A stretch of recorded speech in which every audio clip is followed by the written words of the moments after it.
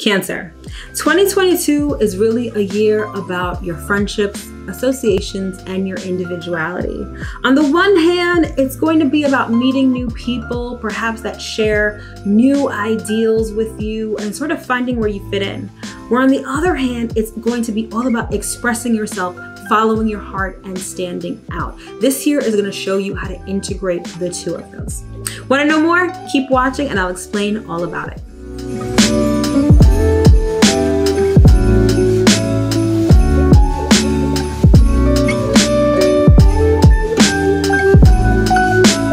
Christmas Day.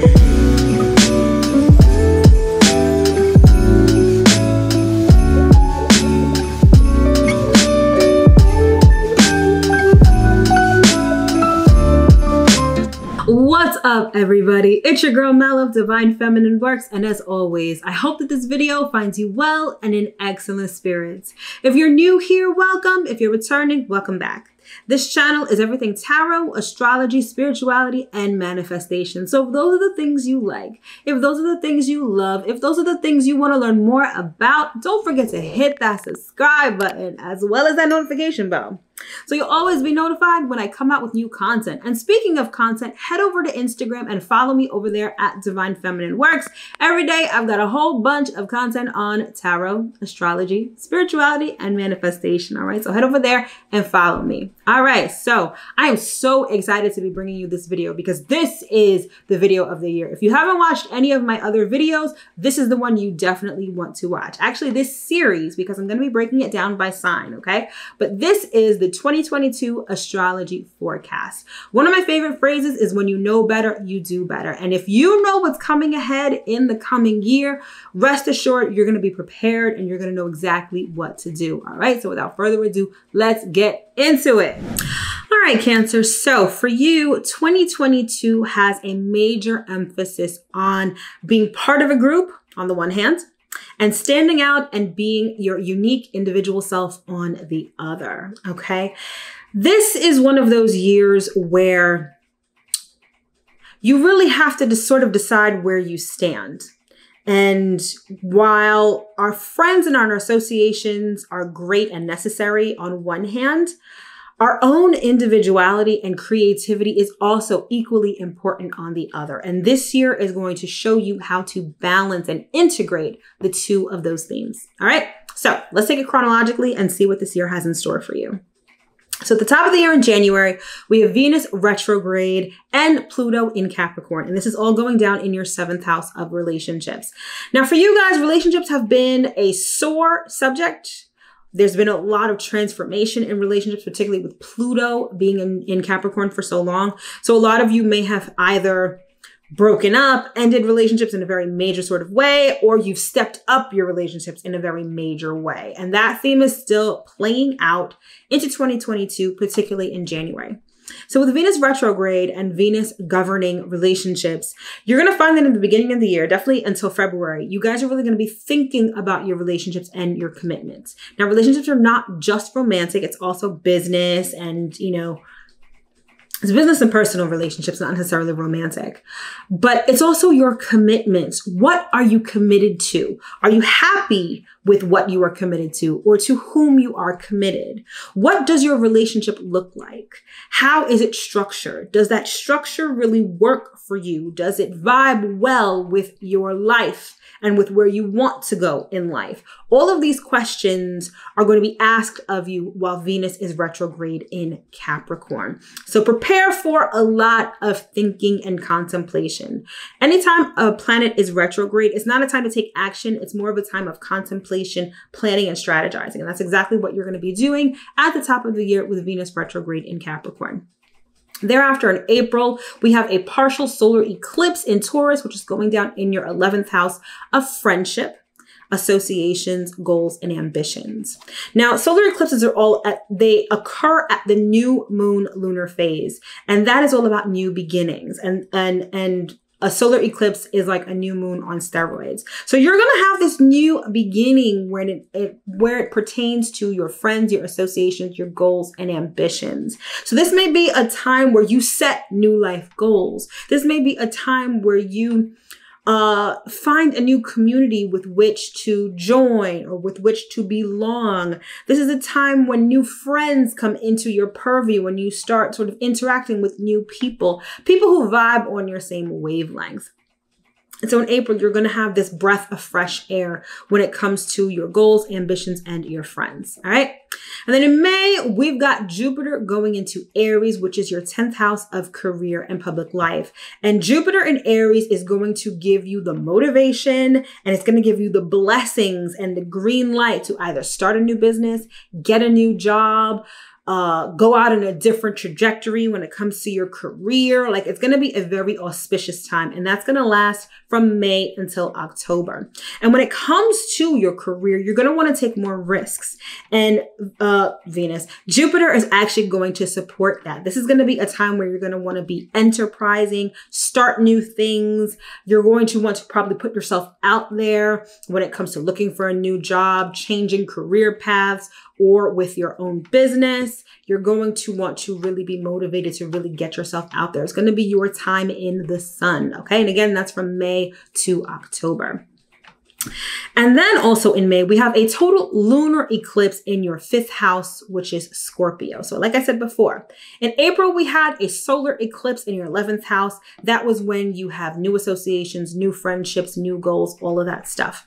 Now in May, when we have a lunar eclipse in your 5th house, this is going to bring attention to your individuality and your creativity. This is when a creative project may come to fruition. This is when you want to sort of stand out, even in these new groups, these new communities with you just joined, perhaps during the solar eclipse. This lunar eclipse in May is really going to have you thinking about, how do you stand out? What are you good at? It's also going to be a time of fun and lightheartedness, because the 5th house is all about fun and entertainment. Perhaps it'll highlight something about your children in a major way. Again, this is an eclipse, so it's like a full moon on steroids. There may be something that becomes eclipsed out of your life at the time. It may also have to do with a romantic partner, someone that you're dating, a creative endeavor, but there's going to be some sort of shakeup, which is going to draw your attention to the fact that maybe you haven't been living authentically as yourself. Maybe you haven't been following your heart. And the eclipse, the lunar eclipse in May, is going to get you to do just that. All right. Then in October through November, really, we have Saturn square Uranus. And if you watch the general 2022 astrology forecast, this is one of those aspects that's very important this coming year. It's really the conflict between structure and boundaries on one hand and freedom on the other. And this is going to be happening between your 8th house of shared resources, intimacy, death, rebirth, and your 11th house of friendships. So there may be a transformation that is going on within you in a very major way. The 8th house is like the phoenix rising from the ashes. So for some of you, there may be this new you that is emerging on a very deep level, right? And that's sort of in conflict with your groups and associations.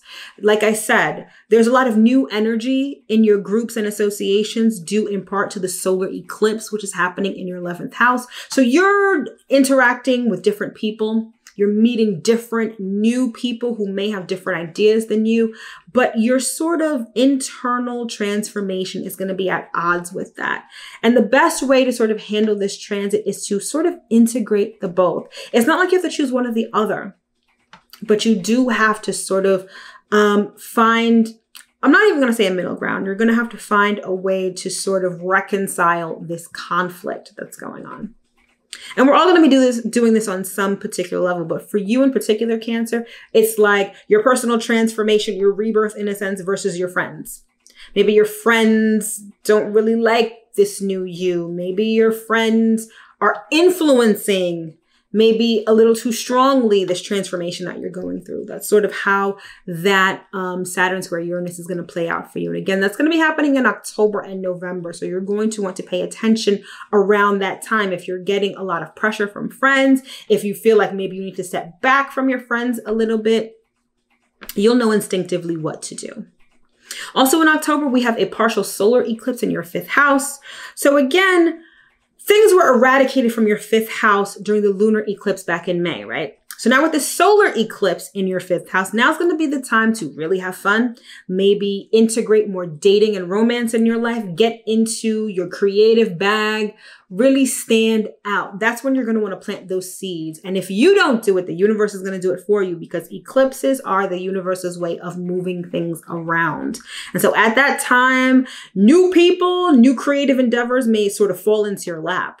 You may have new romantic partners. Some of you, this may be the time where you want to start conceiving children, or you may be pregnant at that time if you're a woman, obviously. That's sort of how that's going to play out. Okay. Also in October, we have Mars retrograde in Gemini, which is going down in your 12th house. Mars retrograde is a time of inaction. Mars typically loves to take action, take bold and dynamic action at that time. And Mars retrograde is going to run from October until January of 2023. And so at that time, it's going to be a very sort of quiet time for you, particularly as it relates to your day-to-day activities. You may not travel. You really may be a homebody at that time, sort of cocooning in a sense, and really taking the time to think about actions you want to take when Mars actually goes direct in January of 2023. So the end of the year is going to be very quiet for you. It's going to be less energy. You may find that at that time, you're going to be sleeping a lot. You're going to be sleeping a lot. You're going to be doing a lot of thinking and contemplating. And that's really going to set you up to hit the ground running come January of 2023. And then finally, we close out the year with a total lunar eclipse in your 11th house of Taurus. Lunar eclipses, again, they eclipse things out of your life. They shine a light on things that may not be going so well. And it's the universe's way of rearranging things in your life that is obviously for your highest good. And again, with this being in your house of friendships and associations, now we've come full circle. We started the year with new friends, right? New associations. And now that the year is ending, we come back to the 11th house of friends and goals and associations, and we take out what no longer serves us. We've had a year to really see who we're dealing with, see how we fit in this group, see how we identify with this group. And now at the end of the year, we're sort of going to clean house and say, okay, maybe this is not where I need to be. Maybe this is not who I need to associate with. Or this is good. Like, wow, this has really come to fruition. Like now we're all really doing something great. We're all really doing something novel and exciting, especially with the presence of Uranus in Taurus. All right. So you end the year on a sort of silent but strong note. When it comes to your associations, you'll know exactly where you need to be by the end of the year. And when it comes to your individuality, you're going to feel probably refreshed, and you're going to feel a little more creative and maybe a little less stressed, because the 5th house, where, you know, the other eclipses are going down in Scorpio, it's going to show you where you need to have fun, where you need not be so serious. Okay. So again, you end the year on a strong but silent note. All right.